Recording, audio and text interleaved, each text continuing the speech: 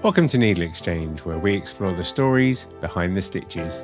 I'm Jamie Chalmers, aka Mr. X Stitch, and today I'm interviewing Kirstie McLeod. In this second part of my NeedleXChange, we enter the heart of her red dress project, something featuring 380 embroiderers from 51 countries.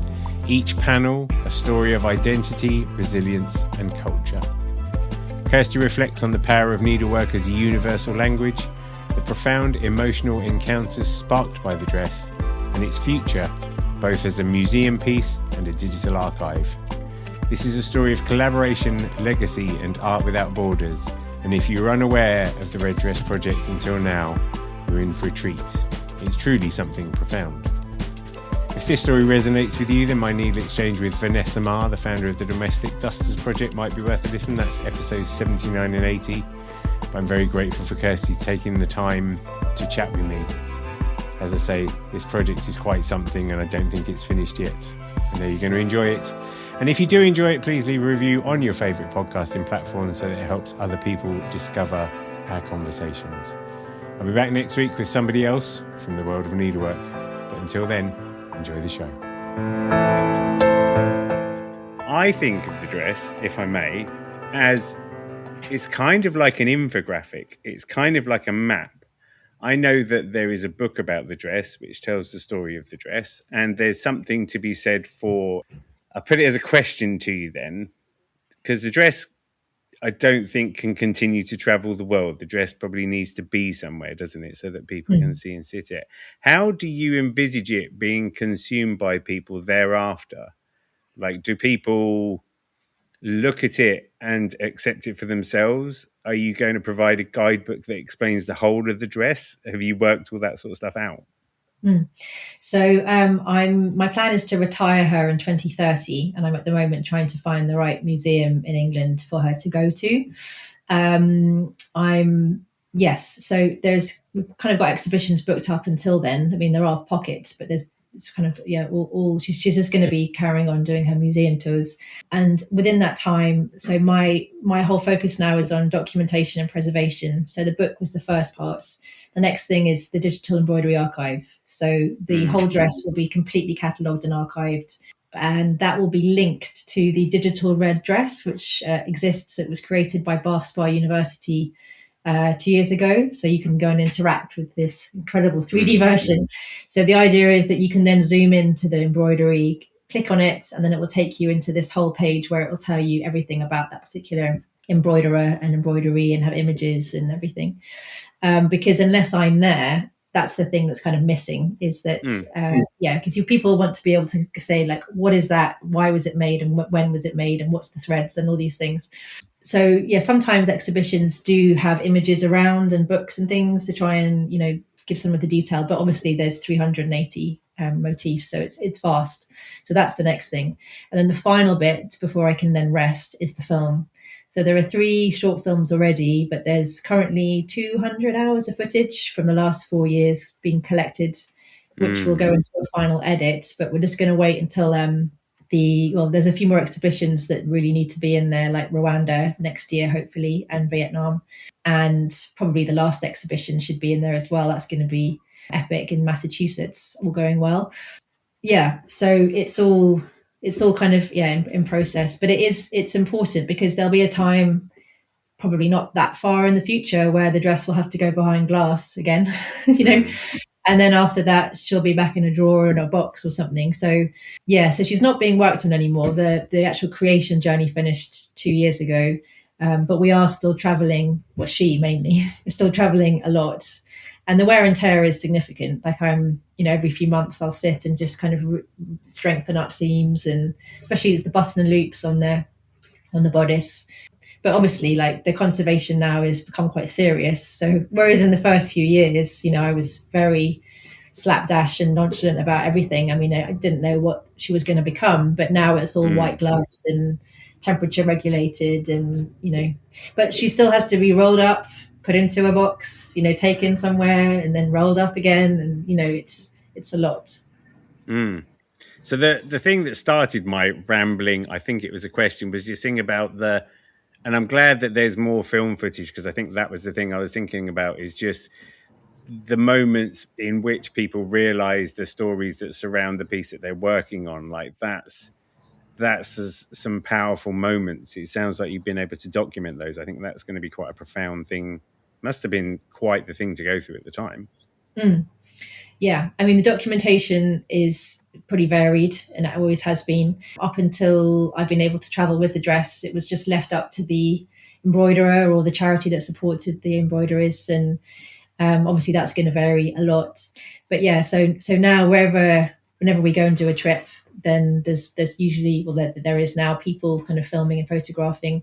But even that, like, almost like the best thing would be for me to have a camera on my head and just because I'm the one that's very blessed that I get to experience, these conversations and these interactions, and there's not always a camera there. But I guess, yeah, I mean, it's words, isn't it? I mean, that's up to me to make sure I can share as much of that as possible. And I've got lots of voice recordings too, which are lovely. Sometimes I'm just like, hang on, let me just record this, get it all out. But sometimes that's just been totally inappropriate. And obviously there are moments and conversations, and I've had where it's just, I don't want anywhere near us. It's far too vulnerable and exposing and tender. And so, yeah, I think there's definitely enough documentation to provide a good enough experience of what it has been like working with the dress. Yeah, because I was thinking of this analogy, like when I was a kid, I played Final Fantasy VII video game, right? It took me 150 hours, but there was a book that told you how to do the whole thing. And that was great because that was what I was able to do. But at the same time, it was a massive open world. And really, if I'd have thought about it now, I would have just meandered through it in some kind of Zen-like way and found my way as would naturally lead me or something. And I was reflecting on that in terms of the dress, because you've got so many different motifs and you've got the opportunity for people to look at the book and potentially work through them chronologically or something like that. But I feel like the beauty of the dress and one of the services it provides is this kind of Zen-like opportunity for people to curate their own story, just even by the drifting of their eyes down the piece, and they will find their ways and they will see things, I'd imagine initially that just visually catch their eye, but maybe that will lead on to another piece, and then there'll be a story that will stop them in their tracks and that sort of thing. And I feel like that's probably one of the most beautiful things that's going to come out of that dress, is the personal journey people take with it. Yeah, I think so. And the energy that you can feel from the dress, like, even if you don't understand what you're looking at, there's a palpable energy of intention and unity, which a lot of people burst into tears in the presence of the dress. A lot of people maybe take a while to come too close because they find it too overwhelming. And there was even a young lady once at an exhibition who just stood like this for 20 minutes just in front of her. And she just said to me afterwards, like, I just had to go and absorb that energy. I feel so pumped right now. It's just beautiful. You can't predict that sort of stuff when you're starting out in a Perspex box, can you? Not at all. No, that's amazing. No. There have been, is it 7 people that have worn the dress? It's actually more now. I think it's 20. Okay, that's completely wrong. It's 26, I think, now. Okay. Yeah. What can you say about the people that have worn the dress? Because you not just like, I couldn't wear it. I mean, physicality notwithstanding, but can you talk to that? Yeah, so it's for the embroiderers, really, or people that have contributed to the project in some way. I get a lot of people asking to wear the dress for weddings, proms. I even got a message from a princess in Madagascar wanting to wear it to her coronation. I just say no. Yeah. There was also performers wanted to wear it. Was it for the Olympics or one of theatrical dance pieces, whatever? There's just so many people that want to wear her. Just as an aside, did your salt mine lady friend, did she ask to wear it? Oh, she hasn't actually. Well, she'd look great in it. But no, she has stitched on it. She has stitched, yeah. Okay. So she would qualify. Excellent. Yeah, and the curator in the Bosnia and Herzegovina exhibition, she wore the dress, which was very, very powerful. Saranda Bavjetsky, the deputy head of parliament in Kosovo, who is connected to the women that stitched on the dress in Kosovo, wore the dress. Otherwise, it's the embroiderers that have worn it. Yeah, and there's a lot of symbol. I've seen a few photos because there are plenty of photos in the book, isn't there? And as you said, there's something about the construction of the dress. There's a posture that it delivers, and it's that there's like a goddess quality. Quite a little bit regal as well. Yeah, But but in the right kind of way, like a I sort hope of so. Yeah. the regality of a Mother Earth or something along those lines. Yeah. Well, you stand tall. So the top of the skirt as well is also boned with a huge waistband because of the weight of the skirt. So you've got that, and then you've got the boning in the bodice. So you really do stand. It's not uncomfortable, but you stand tall. And I think it's just the feeling of, actually, for me initially, it was a very overwhelming feeling, and it was a bit too much. It was just the energy and the voices and all the other embroiderers all there, and you're wearing it, you're at the center, they're all around you, they're surrounding you. And I think I haven't worn the dress for ages, but if I wore it now, I think I'd be fine with that. But at times that can be a lot, but it's beautiful because I think without exception, all of the embroiderers that have worn the dress, they all say, I just feel so empowered and I feel so connected to all the women. And a lot of them do not want to take the dress off. It's often because after a while I'm like, oh, I should probably get it. It's like trying to do it subtly at the beginning. And then the funniest was Charmin from Iraq. She's there, right, who I connected with in Swansea. She's supported by a charity there. And she really didn't want to take off the dress at all. And she still says, we're still in touch, and she still says, that was the best day of my life. And she's married, she's had a wedding, but it was all about the dress. Yeah. There's a real, isn't there, if you want to get a bit hippie about it. I mean, if you think about the amount of hours that people have put in, even I did a project where with the charity, it was called Stitch for Syria, and people just had to cross stitch this little Lebanese design, and they were brought together to create wall hangings. We had, I can't remember how many we had. We might have had like 2,000, but I could be completely wrong on that. Yeah. And we ended up with like these really big, colourful wall hangings, and we went to Beirut and took them to this.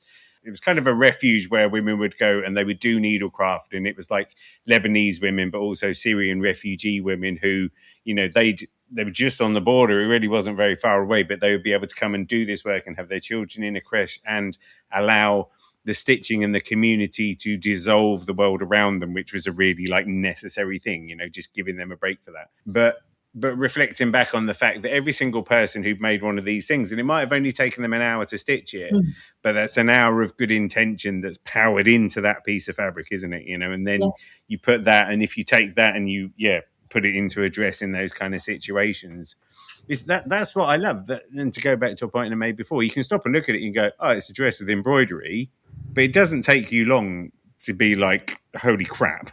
That's not a very elegant phrase, I admit, but the gravity of it, Yes, and I think also what's often noticed is the fact that it's not all created by professional embroiderers. So the majority is people that have experience with stitch, but there's lots of kids that have worked on the dress. I also took the garment to a mental health centre in Podiev in Kosovo, where 4 of the women stitched on the dress, and they're pretty sedated and struggle to even hold a needle, and they've stitched on it too. So I think that also is a different thing. Like when you go close and you see oh, that's not that's very different to that, and that's very. There was a lady once at an event in England who really couldn't understand that. She said, "Why on earth would you let someone that can't embroider, go next to that panel?" Which was the one in Australia, which is very refined and exquisite. And I said, well, because this project is about authentic voice and about expression, and it's not to do with how good or not you are at embroidery, and you don't have to have technical expertise. It's just purely about expression and voice. And she said, I don't understand. For her, this dress needed to be perfect. And I said, well, you can go to many museums around the world and you can see a perfectly embroidered dress, and it's all aligned and color perfect and stitch perfect, but this is not that. This is real, this is authentic, it's messy, it's not trying to be something else that it's not. This is what it is like to be a human in this time. And the fact that it elicited that question from the lady reinforces the value of having that piece in there in the first place, right? Yeah, absolutely. Yeah, definitely. I love a good pattern interrupt on something, just for making people be like, it's fantastic. So and then there are offshoot projects, right? I'm thinking of the Calico Garment Initiative. Yes, actually 3 more were confirmed yesterday, so I'm feeling very excited about that. So there are currently now 15 cloaks and dresses in creation around the world. 3 are finished in the US. So they were originally offered to venues that exhibited the red dress as a way for outreach, really, that they could create their own collaborative garment. And it was also at the time when the dress was kind of finishing and being completed. Quite a few people wrote to me quite upset that I was bringing the project to a close. And I really realized that there has been for years, it's not just through this project, but there is such a need for community and collaboration. And that with the completion of the red dress, how about we start something new, but not something that I would be managing and organizing necessarily. So Gail and I create the garment. Each group can either have it sewn up entirely or in pieces. So it depends how they want to organize the creation.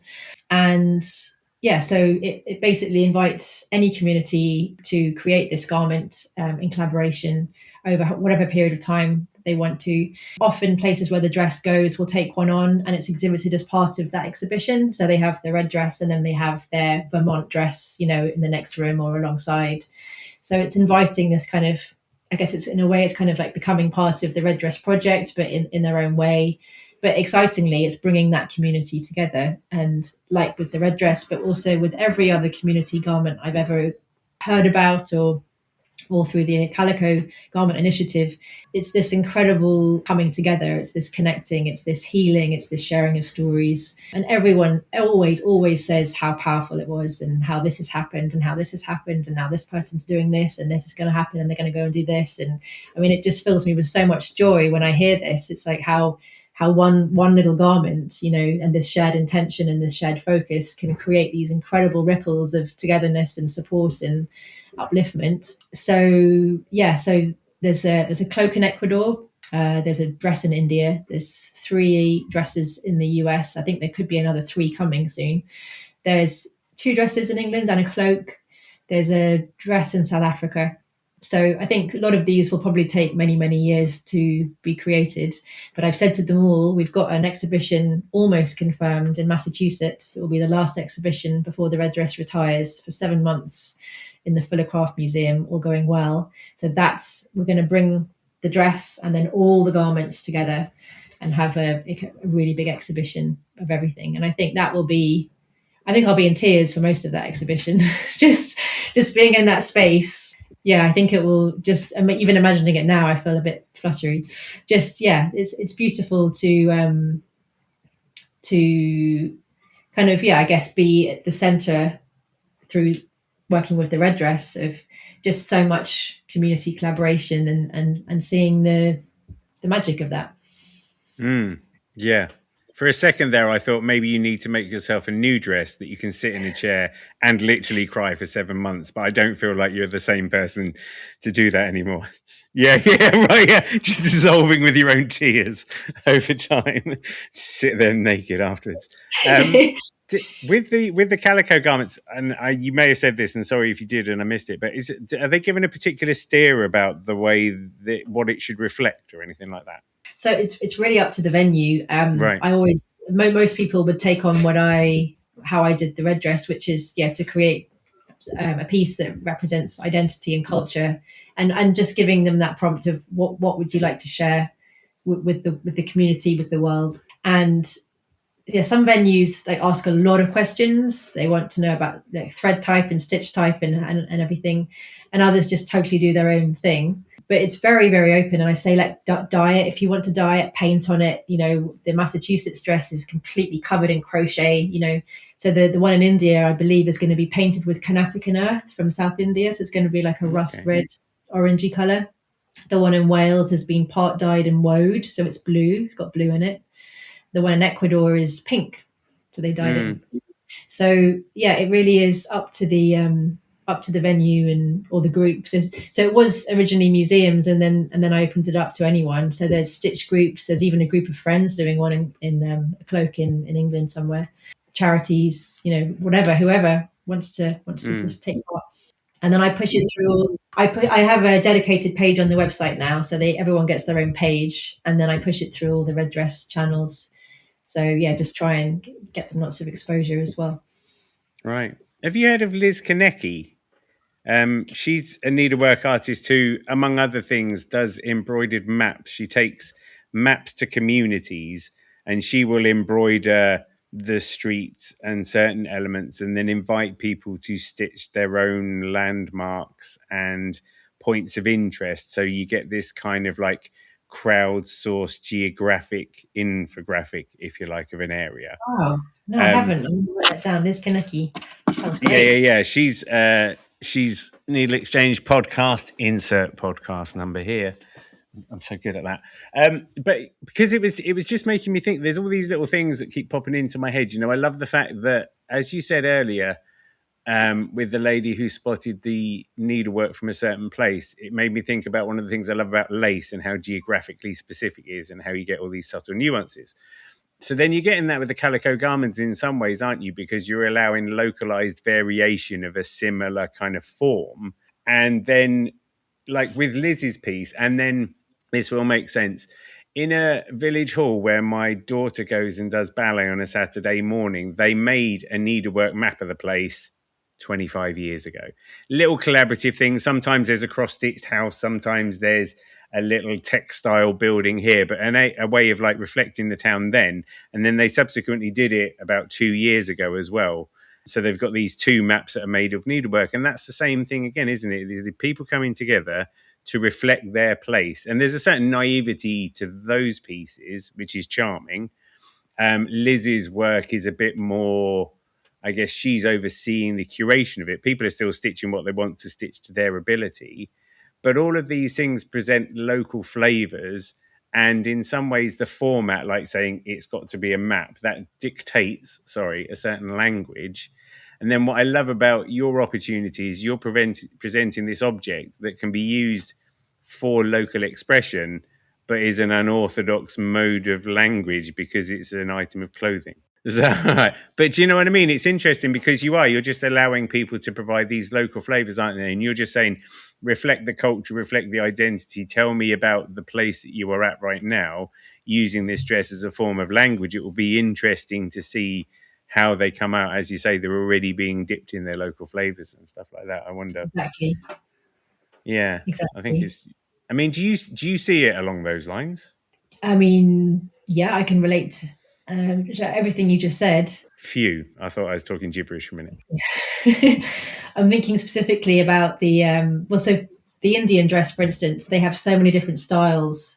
The plan with that one is it's going to go around the whole country, so they're going to have so many diverse styles of embroidery on there. They already do. They're down in the south at the moment. They've got Lambani work, and then they've got much more kind of like silk shading-y type work going on.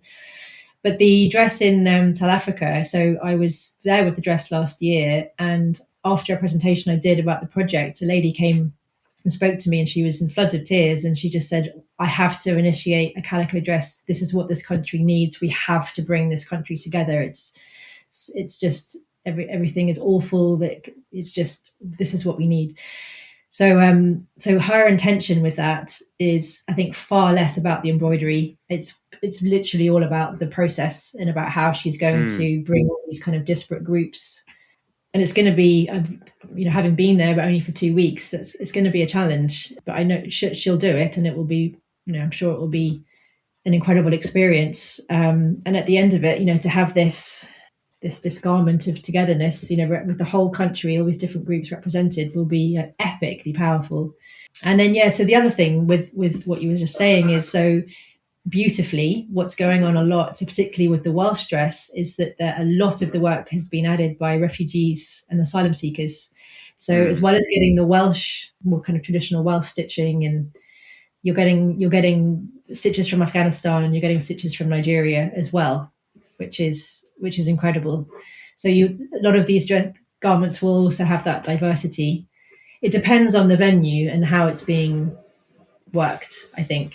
So I think for the Indian one, for instance, it's being run by Hampi Art Labs, which is funded by the JSW Foundation. So I think for them, they're going to be working within art spaces, but also with all the local women that they support through various initiatives. So theirs will stay very much Indian, I think. The Welsh one is very focused on working with charities. So theirs will be very multicultural. So it will be fascinating to see them. And all the three that have finished in America, they're completely different. Completely Right. different. You see them, and they're in this, the same continent. So yeah, it'll be fascinating. And then they're all made by humans. All made by humans. Yeah, with Yeah. a shared intention. Yeah. And with no borders. No borders. Yeah, I and men, like women, it. children. There's yeah. I think that's hopefully that's being carried through. I would imagine it will be without me even asking. But there is no prejudice or borders or anything. It's just it's open to everyone within their community. I mean, it's a fairly remarkable thing, isn't it? I don't know. I've done a couple of things, like even just opening up this little gallery here. And I remember when we put the sign on the door, because literally within a week we turned an empty shop into an art space. And I remember when the sign went up on like day 5, and I got a bit emotional because suddenly I realized what was going on for a second or whatever. As you said to yourself, you can't dwell in that emotion for long. But I mean, you must have had some moments. Are there any particular standout things where you just like the scale of it, or what's so I think probably there was just the general overwhelm at what the project was becoming and the importance of the voices and like a feeling of responsibility and pressure. So that was the kind of first challenging thing that came in, along with trying to find funding. But then once I was kind of like actively going places and connecting with individuals and groups and charities, then that brought a whole level of experience that I completely had no idea would ever come. With the dress, I've managed to connect with communities and individuals I would never have been given access to. For instance, the Bedouin community in Egypt, Sinai, in the middle of the desert, women living in poverty, supported by an initiative called Fansina. So I was with Salima, the founder, her 4-wheel drive, driving around, all the mountains and hills, delivering materials to women in tiny, remote little kind of shacks in the middle of nowhere, and connecting with them and watching them stitching and it's not much language exchange, but it's all kind of touch and signs and gestures and smiles and hugs and then the incredibly difficult but so important trips to Kosovo, Bosnia Herzegovina, connecting with survivors, and in Bosnia and Herzegovina particularly with the survivors of conflict-related sexual violence, and we were there to shine a light on this incredibly important exhibition that was created and dedicated to 15 survivors, and it was 30 years on from what they had experienced. This was their time to share what had happened to them. The exhibition was like being hit in the face several times. It was video testimonials. It was large body maps they'd done with therapists and psychiatrists. It was absolutely, like, it completely floored me, the whole experience.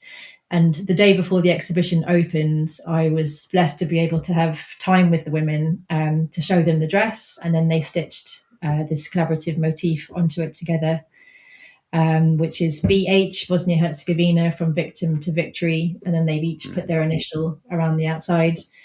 But even that, so this is the day before they are about to open this exhibition, where they are about to share their voices, which have been silenced for 30 years. Just being a part of that, witnessing them, those women, those 15 incredible women, and going through that process. And a lot came with that. Like, one woman collapsed, ambulance, there was a lot of emotion. There was a lot of, I guess, fear. There was so much. And then the opening exhibition next day, it was so well attended, and it just did what it needed to do. It had all the people that needed to be there. It had the right people speaking. It had testimonial. It had some of the women speaking as well. But the whole thing was just so hard. It was so hard to witness. It was so hard to understand what they had been through and had been suffering with for 30 years. I think, like in lots of the places that I've been to, there has not been the support needed for these individuals. Kosovo too, a lot of the people I met still massively in PTSD, still not really being supported in the way that they need to. So there's this frustration, and then it really kind of, it's difficult to where do I fit in within this? What's happening? Like, and how am I there? And what can I do to help? But actually, is it my place? And how far can I step forward? And I remember before I arrived, apparently the women said to the charity worker, we're not interested in this. Like, what does this British woman have any sense of? She doesn't know what we've been through. And the charity lady said that they said to them, give her a chance. She wants to come and show you this dress. I think you'll be interested. Just let her come and see what you think. And sure enough, when I arrived, there was just no acknowledgement of me being even in the space. They just looking the other way. But as soon as I set the dress up and I began to share the stories from the dress, they all came forward and they were so interested. And then as soon as I was beginning to talk about Kosovo, Rwanda, they were completely riveted. And then they were completely engaged, and they were, so focused on the stitching, and it was a beautiful experience. So it's just like, I'm not a therapist, but I need to be able to hold space, and I need to be able to, in the moment, make the right decisions. And often it's involving a lot of people who are very vulnerable. So yeah, that's been a learning. I began to go to counselling after Kosovo to try and, first of all, help me integrate my experiences better, and also tend to the triggers it was bringing up in me, but also to learn how to hold space, how to look after myself in these situations, and be able to hold space for others. So yeah, it was a process, but I think, by each trip it got a little bit more familiar, as it were. And I never thought I'd be doing that kind of work. I was a fine artist in a gallery, and suddenly I'm in here, and so it's been a learning curve. What's kind of curious is it makes me feel as though the dress is the therapist. Yeah. You're the concierge, aren't you? Yeah. I think so. I think that she has a healing power, definitely has a healing power, and it worked on me for quite a few years. And I remember various events. Anytime there was a specific event where the dress and I were together, I'd often be ill, and I was just going through all these processes all the time, and it was just really full on. Thankfully, I'm in a different space now, but often when the dress is with someone for a period of time, maybe it's a museum or the invigilator sitting with the dress, or the museum shop owner or whatever, people will go through stuff, people will get ill, stuff comes up, to be healed. So yeah, over the last few years, I really truly believe that the dress has got her own healing power, and I'm not sure how it works really, but I think my job is to just keep the space clear for that. Obviously look after her entirely and make the right decisions. I had to get good at doing that too. Like, I was in my younger years quite a people pleaser in lots of ways. And when it comes to the dress now, I'm able to make very quick, very clear decisions. And it's like, no, that's not going to work. There has to be a different way. No, that's not enough space. Yeah, no, lighting's not going to work. So I can be quite, I'm very clear on that now. Right, I'm very protective. There was a situation earlier this year, I better not name names, where this venue that we were meant to be doing something with behaved appallingly and had this changed this whole agreement that we had and where she was going to be exhibited, and it was not in any way appropriate for the dress in any way. It was not even big enough. But because of where it was, there was this general feeling that I should compromise, and I said no. There's no way. I have all the voices of the survivors and the women in that dress. I'm not going to be squashing the dress into any small space. So yeah, that's also been important, because it's not just me, it affects so many people. I think that's why I can do it. It's there's 380 of us. Yeah, you're like the mum to 380 kids. I was thinking it's a bit like being like Mozart's mum. When you're the parent of something that is remarkable, like, and then you think, well, I need to protect that remarkability, but at the same time allow it to flourish somehow. Yeah, not be too controlling. That's the thing. Yeah, getting that lightness of touch, but also firm boundaries. Yeah. So now there's a book. We should just touch on the book. Let's talk about the book for a second. Yeah. Tell us about the book. Yeah. So the book has been many, many years in waiting. Loads of people asked me for years, please make a book. I was like, I'd love to, just, so just trying to find the right publisher, the right time. And yeah, so after about a year of just nothing moving, nothing happening, I found Quickthorn online, who focus entirely on books to do with craft and well-being. So I was like, well, that sounds like a good fit. Yeah. And then all their books are fully compostable. Obviously, you don't want to be composting them, but they're completely, earth friendly, sustainable. They're printed in the UK, not shipped off to Asia like most publishers do. So straight away, it was like, right, email Quickthorn, and I got a reply within a few hours. And Katie Bevan, who runs it, said, "Oh, I know the red dress. I've been following the dress, and yeah, let's have a Zoom." And it was all just happened. But I had in my mind lots of things I wanted to do, like commissioning essays from contributors to the project, like having the designer that I've worked with on the website do the design, all these kind of things that were quite, additional costs that Quickthorn couldn't support. They do the bulk of it. They do a book, but I wanted all these extras. So I was like, okay, I'll raise the money. So I did a crowdfunder to raise the additional, I think it was 12 grand that we needed to do it in the way that I wanted to do the book. And we got it, which was brilliant. A lot of it through pre-selling the book, which worked well.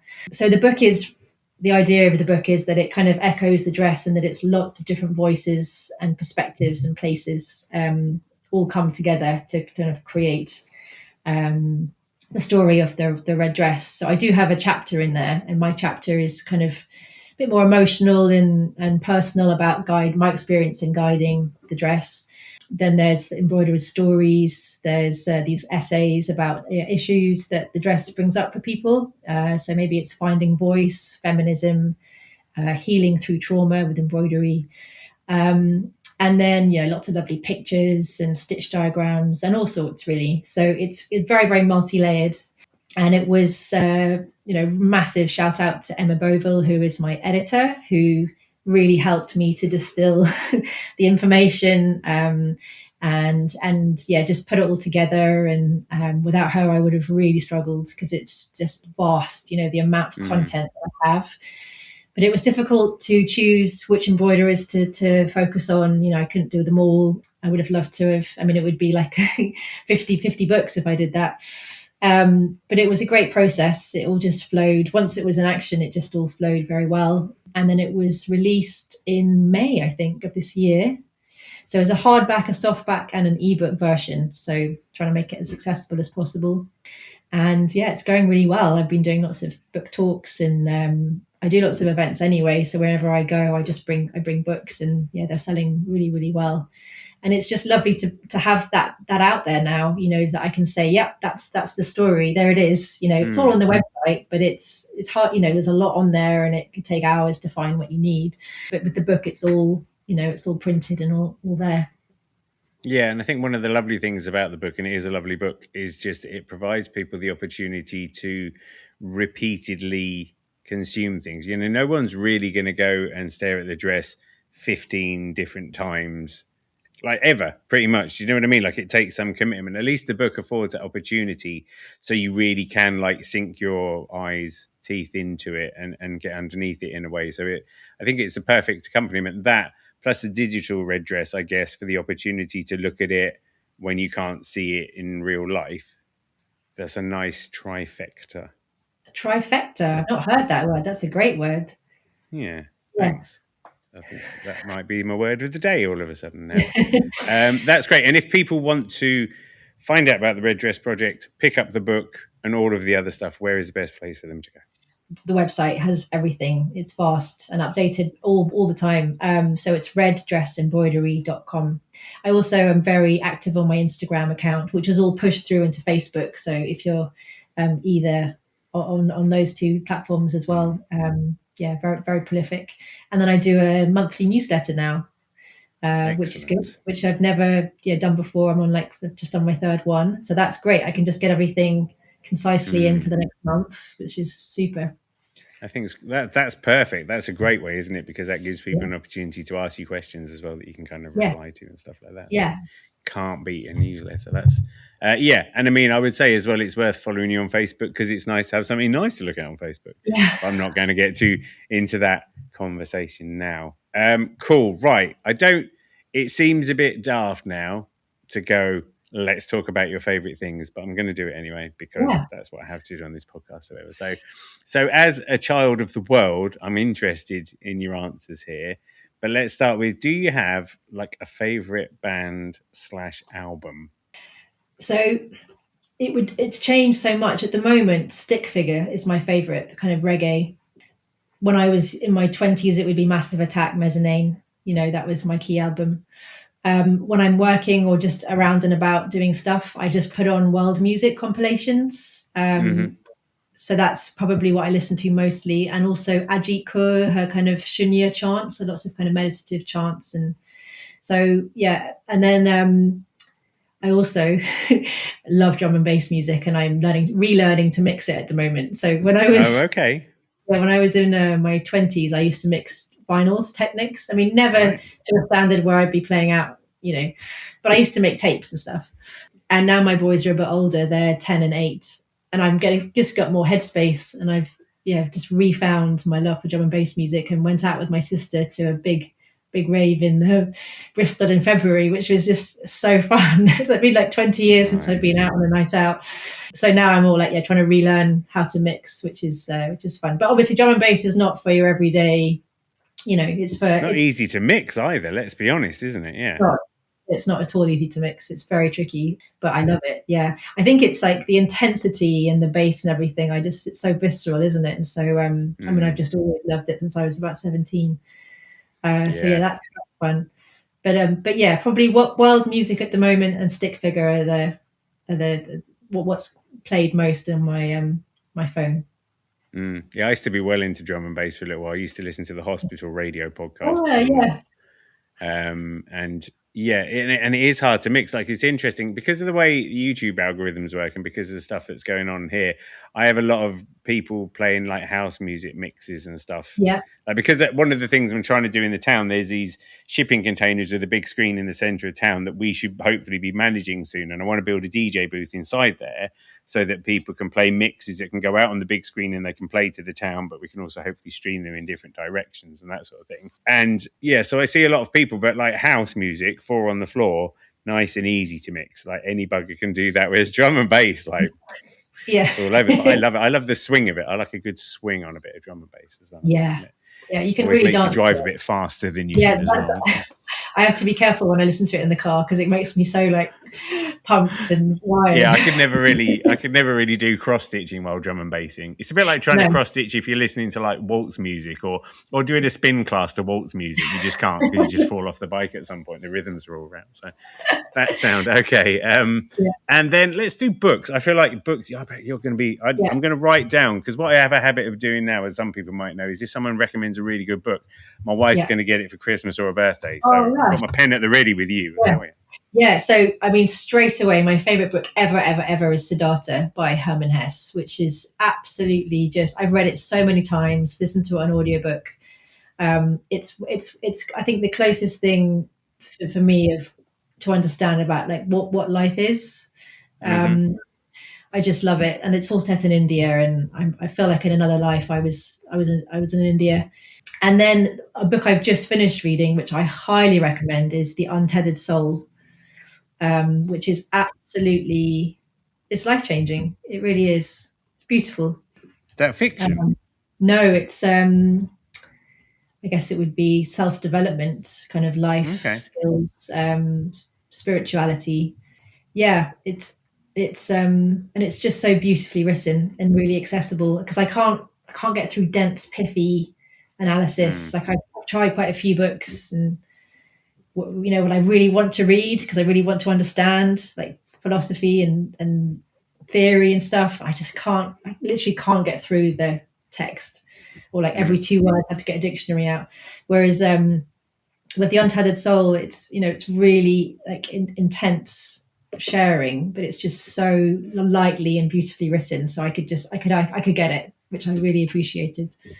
Yeah. Did you ever read The Tao of Pooh? No, but I've heard of it. Yeah. It's like Taoism through the filter of Winnie the Pooh, and there's the tea of Piglet or whatever. Like, I like a bit of Taoism. Like, to me, that's like my right kind of ballpark because it's Yeah. not too like human or whatever. But I Yeah. always like the layer. I haven't read it in a long time, but the layer of that, and then you're just like, oh my god, I think A.A. Milne was a genius. Yeah. But it's just the person who's interpreted it has done a really good job of it. You know, like that's a very satisfying read. That, yeah, that's all right. That is. I've got a question to come back to off the back of that, but before that, favorite film. Right. So it's tricky because there's quite a few, but the one that came to mind straight away is The Notebook, which is a romance film. Must have been made. It's got Keanu Reeves in it. No, it's got. No. I don't even know what his name is. He's got. It's a really beautiful, poignant love story. And I'm always in floods at the end of it. So yeah, I often watch that. In terms of more recent years, The Life of Pi blew my mind. Okay. I mean, yeah, I've not read the book. I did try. I couldn't start it. I really love that. I love being taken on a journey, a visual kind of expansive journey of kind of awakening and consciousness. I found that amazing. But I love really. It's what you do for a living, if you don't mind. I love watching nature documentaries. That's probably, if I get time, I would often, or about the solar system and the universe. I'm very interested in that. So I'm not at all academic, but I'm fascinated with physics and light and energy and particles and Big Bang Theory and cosmos. Yeah, I love all that. It turns out it was Ryan Gosling. Oh, that's it. In the That's Notebook. exactly it. Ryan Gosling. Very smoldery face. That I like. Yeah, that. I can appreciate that. Yeah, that's a good shout. I'll do my last question, but before that, because you said it, and I'm just interested. You said about you like Siddhartha because it sort of tells you what life is, and you've seen a lot of life, and I'm interested what you think life is. Without going 45 minutes on this, I'm kind of like, let's try and get this down to like under 10 minutes. I can. So I've spent a lot of time thinking about this combination of a lot of therapy and a lot of self-work and meditation, yoga. I'm also a qualified Kundalini yoga meditation teacher. So this is a topic that I think about a lot, maybe less so the last few years, but when I was really in the crux of my self-work phase. And for me, it's honed down to 3 key points. It's to love, to serve, and to grow. So to learn to love yourself first, that's key. And then to be able to be a vessel to let love out into the world. It's not, love already exists. This is one thing I've really realized. It's not about me creating love. It's there. It's always there. It's vibrating around us all the time. But what I try and do is be a vessel for that love to flow out of and also to receive it. It's a process of balance. To serve, because that's why we're here. We're here to serve, to elevate, to uplift others. Would never serve anyone to just focus on themselves for personal gain. I mean, we see that happening in the greater world, and it's disastrous. When we think about being part of a community, a system, we are, without wanting to sound too corny, we are all one. We are literally all one, vibrating in this planet, in this cosmos at this time. If we can serve others, then that's the purpose of us being here. And then to grow, so hugely, like to be able to grow in awareness and understanding why things have happened to us in different ways, to not crumble with that, to grow stronger, to heal, to however we do that, whether it's through talking therapies or whether it's through action or whatever, but to know that we are all on this epic healing journey. We all are, and obviously it's different degrees. I believe in reincarnation, so we've each chosen this particular body to have this experience in this particular time. So to use that to try and live the best life that we can, whilst we're here. So to love, to serve, to grow. With Siddhartha, nice. What I love about that is, so he our protagonist Siddhartha, he knows that there's more to life than he currently is experiencing and understands, and he goes through all these different phases of his life, from becoming a sadhu and very harsh conditions and living in the woods, to being a rich merchant, and ultimately he comes to a life of simplicity, living with a riverman, and they ferry a little boat across the river, and that's their daily life. And they eat rice and mangoes, and they sit with the river and they listen to the river, like a meditation. And that's how he comes to finally, in the end, he does, find enlightenment. And it's almost like we can go on these massive searches and we can have all these outward experiences, but actually, like, the real deal, the real kind of experience is us with our breath in every moment. And I see, my life, it's an ongoing journey of development and awareness. And I know that I've come so far from where I was. I remember when I finally woke up to consciousness and, my mind. And I remember that was when I was about 18, and it completely floored me. I just it was too much for me to comprehend. And then a few years later, it then came back, and I had enough wisdom, or not wisdom, I had enough experience to be able to hold it. But yeah, I think it's a gift, this life, and it's up to us to kind of use it in the best way that we can, given what we have been given and where we are in our life and our evolution. But yeah, to love, to serve, to grow. That's dope. I like that. That's what you don't get that from your average needlecraft podcast, people. Yeah. Just to say that. And then finally, and I can't really, this again, is there an interesting fact that not a lot of people know about Kirstie McLeod? So the drum and bass one's probably the most, people don't know that. I mean, my love of tattoos, but then I do get them out quite a lot, so people might see them. But yeah, I love How many tattoos have you got?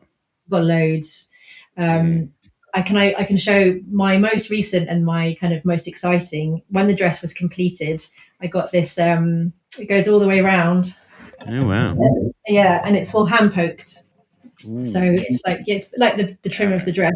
Yeah. And I've got lots of smaller ones, but I love, and I'm planning my next one. I love, I'm not so interested in kind of motifs, but it's more to do with kind of adornment and patterning. And I'm very interested in, tribal markings and all the different cultures. Are you doing your own little version of the dress there, kind of? Yeah, I should.